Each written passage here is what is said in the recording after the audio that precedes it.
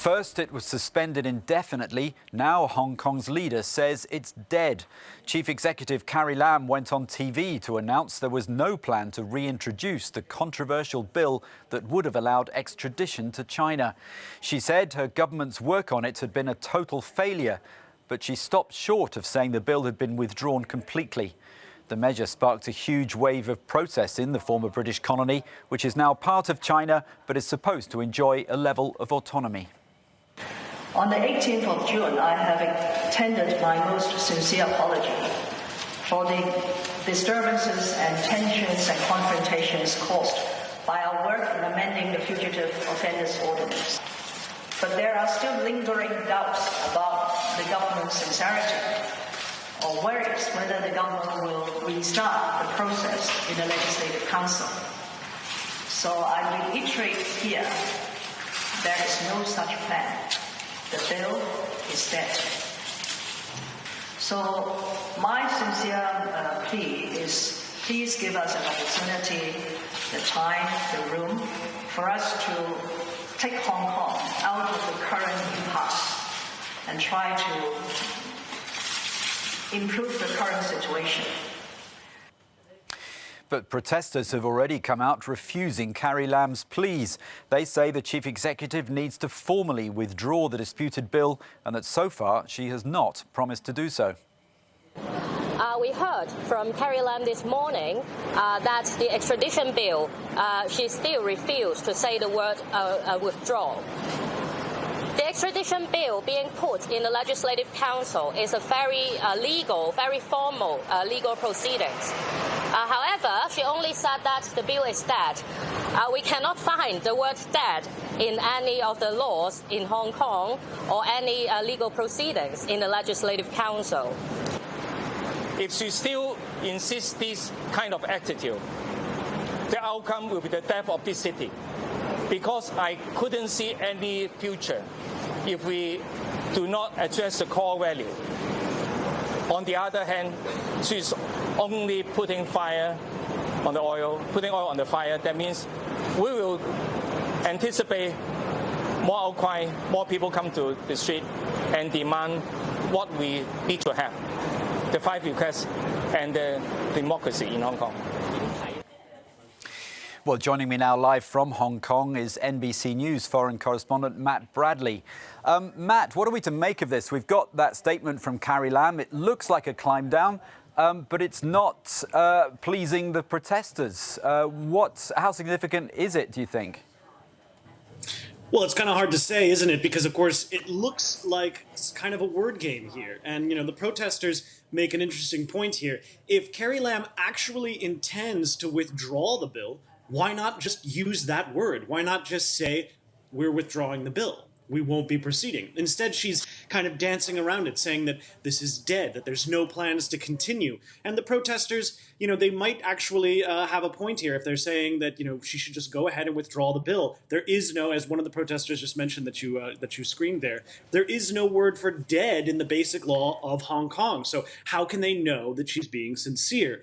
But at the same time, Carrie Lam is making an interesting move here. This is a leaderless protest movement, Alistair. There are no actual leaders. So even when you have these activists speaking to you, or speaking to reporters and making these statements, Carrie Lam might, by using this kind of language, by saying that the bill is dead, she might be taking the wind out of the sails of the protest movement. And a lot of these protesters, even when they're the major activists are saying, we need to go back out to the streets, we need to continue to press our case, a lot of these activists or a lot of these protesters who make up the millions and millions of people who have been on the street, they might say, well, we'll just take Carrie Lam's statement as fact. Maybe the bill is in fact dead. And she may actually win this round if she manages to convince enough people on the street that she is sincere that the bill is dead. Alistair? And do you get a sense generally from people you speak to in Hong Kong that there's a feeling that judicial independence is very much still under threat?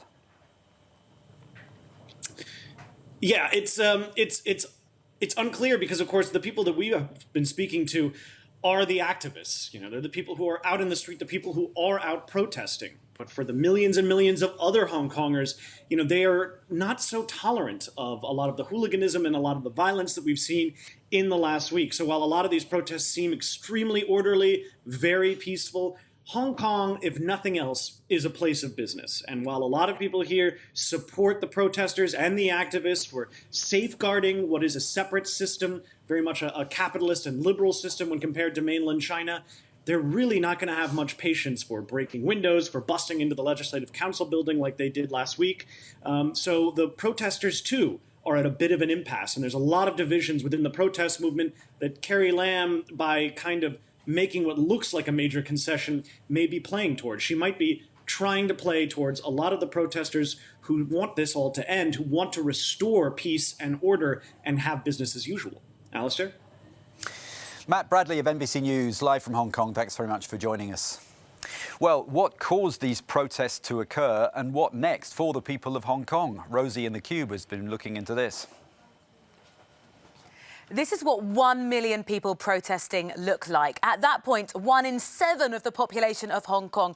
This sprawling mass of people, lots of them holding these very symbolic umbrellas to say, we do not want the amendments to these extradition bills to go through. We're fighting for democracy.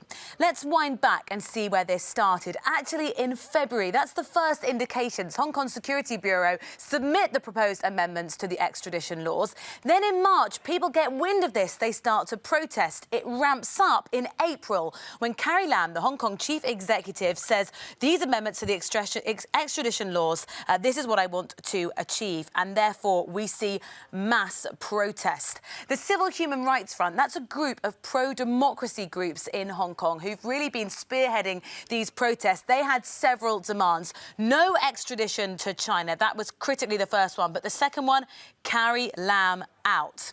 Now, this started to spark international interest. Taiwan is interesting because that's particularly where Hong Kong wanted to have one suspect tried in Taiwan, but they said no. Taiwan stands with the people of Hong Kong and their pursuit of freedom and democracy. Then those thousands of protesters that turned out in March, when it comes to June, we start to see millions of people, this sprawling mass of people, as far as you can see out of the streets, clogging them up in protest. Then the protests start to get violent, as we saw last week. Some protesters broke into the Legislative Council, basically saying, we will not be silenced, we will have our voices heard.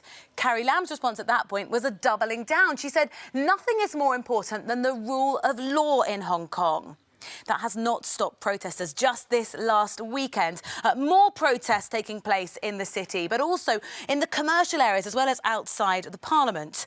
Joshua Wong is someone who's been really vocal in these protests. He helped lead them in 2014. He said what Carrie Lam has said today, that the bill is dead, doesn't go far enough. He says, killing the bill, we don't want that. We want it formally withdrawn. And if we have a little look at how people in Hong Kong are searching online, they are all not clear about her terminology of saying dead. We can look how they've been searching on Google Trends. And this is the particular search term, this line in blue that Carrie Lam said. Look how many people have been searching that just in the last few hours online. They're not clear what she meant. They want to make sure that dead means an actual withdrawal of the bill.